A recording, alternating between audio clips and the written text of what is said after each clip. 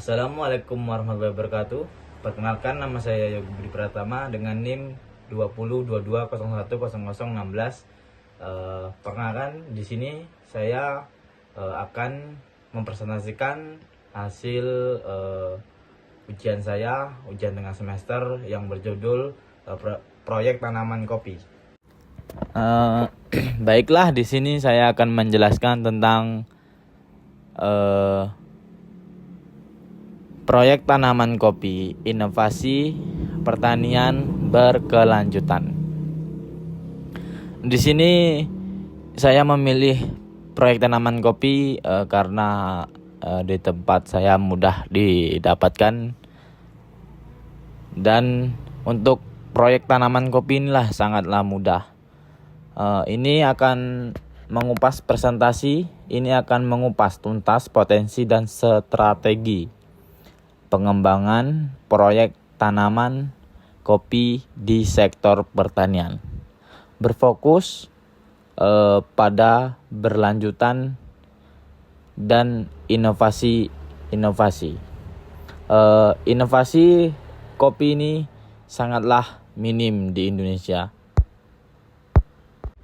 Tahap kedua yaitu pendahuluan.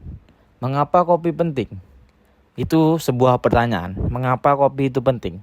Di sini kita para remaja maupun kalangan remaja maupun kalangan yang sudah dewasa ke atas, di sini banyak sekali untuk kopi. Komoditas yang pertama ada komoditas global. Kopi adalah salah satu komoditas perdagangan terbesar di dunia, memberikan kontribusi signifikan terhadap perekonomian banyak negara berkembang. Yang kedua ada mata pencarian petani. Jutaan petani di seluruh Indonesia bergantung pada budidaya kopi sebagai sumber penghasilan utama mereka. Yang ketiga ada pilar keberlanjutan. Budidaya kopi yang keberlanjutan mendukung pelestarian lingkungan dan keanekaragaman hayati lokal. Oke, next. Di sini kita tampilkan layar potensi pasar kopi di Indonesia dan global. Itu yang pertama, permintaan global meningkat. Konsumsi kopi terus tumbuh, terutama di pasar-pasar negara berkembang dan pasar kopi spesialitis. Yang kedua ada pasar domestik kuat. Budaya ngopi di Indonesia semakin masif, menjamin pasar lokal yang stabil dan bertumbuh pesat.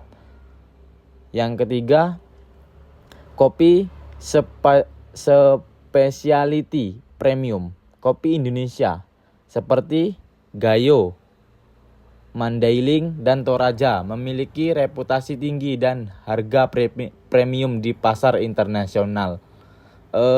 Volume pasar kopi global diproyeksikan mencapai 155 miliar pada tahun 2026. Oke, next. Selanjutnya ada tantangan dalam budidaya kopi. Yang pertama ada perubahan iklim.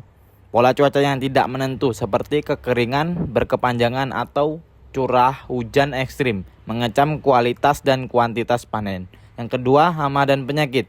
Serangan hama seperti penggerek buah kopi dan penyakit karat daun yang menyebabkan kerugian besar jika tidak dikelola secara efektif. Yang ketiga ada praktik tradisional. Kurangnya pengetahuan tentang praktik pertanian modern dan pasca panen yang kurang optimal, menurunkan nilai jual kopi petani. Yang keempat ada akses ke pendanaan. Petani sering kesulitan mengakses modal untuk investasi awal atau modernisasi peralatan pertanian mereka. Oke, next. Baik, selanjutnya next ada solusi inovatif, teknologi dan praktik terbaik. Di sini ada pertanian presisi atau precision farming. Penggunaan sensor dan drone untuk pemantauan kesehatan tanaman, kondisi tanah, dan irigasi yang tepat sasaran mengoptimalkan pengguna sumber daya. Selanjutnya ada inovasi pasca panen. Penerapan standar kualitas tinggi dan teknik pemrosesan modern misalnya natural, untuk memaksimalkan profil, rasa, dan harga jual. Yang selanjutnya ada sistem agroforestry, menanam kopi di bawah naungan pohon pelindung untuk menjaga kelembapan, mengurangi stres iklim, dan meningkatkan keanekaragaman hayati. Dan yang terakhir ada pelatihan kapasitas petani. Oke, next. Berikutnya ada studi kasus keberhasilan di lapangan. Proyek percontohan di Jawa Barat menunjukkan potensi nyata dari implementasi inovasi teknologi dan praktik berkelanjutan. Di sini ada hasil utama proyek percontohan. Yang pertama itu bisa kita lihat ada peningkatan produktivitas rata-rata ada 40% per hektar. Itu ada yang kedua ada kenaikan kualitas biji standar grade 80 poin. Yang keduanya ada metodologi kunci. Yang pertama transisi ke pupuk organik dan biopestisida. Yang kedua ada implementasi sistem irigasi tetes efisien. Yang ketiga ada fokus pada varietas kopi yang tahan penyakit. Oke, selanjutnya next. Oke, berikutnya ada dampak ekonomi dan sosial proyek. Nah, di sini kita bisa melihat ada empat. Ada yang pertama ada pendapatan petani, yang kedua ada reputasi kopi nasional, yang ketiga ada pemberdayaan masyarakat, yang keempat ada konservasi lingkungan. Di sini kita dapat melihat yaitu pendapatan petani, peningkatan hasil panen dan kualitas biji.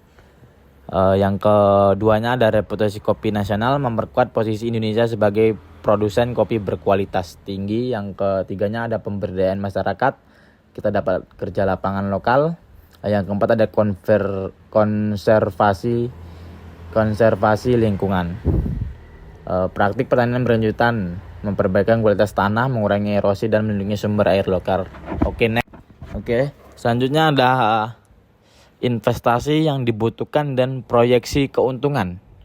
Di sini ada keuntungan dari kopi, proyeksi keuangan untuk pengembangan 100 hektar kebun kopi. Bisa kita lihat di layar biaya pengadaan bibit unggulnya sekitar di sini ada 500 juta ya. Dan infrastruktur irigasi dan pasca panen ada 800 juta. Dan 50 juta itu untuk pemeliharaan.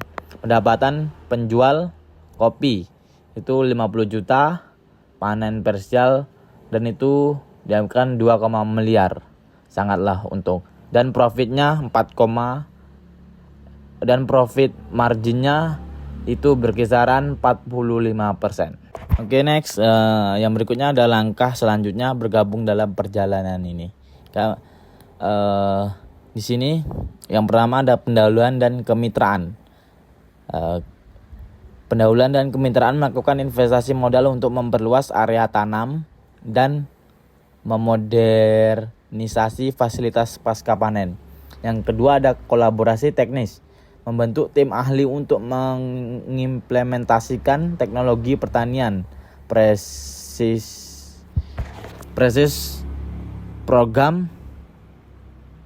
dan program pelatihan petani. Yang ketiga ada pengembangan pasar. Di sini membantu dalam pemasaran dan distribusi kopi specialty ke pasar ekspor premium global. Terima kasih, mari tumbuh bersama. Sedikit pantun, beli topi di Tanah Abang. Jangan lupa ngopi dulu bang, biar mata seger. Sekian dari saya. Assalamualaikum warahmatullahi wabarakatuh. Baiklah, sekian presentasi dari saya. Di sini saya akhiri. Jangan lupa di follow channel saya Yogi_Rastafara.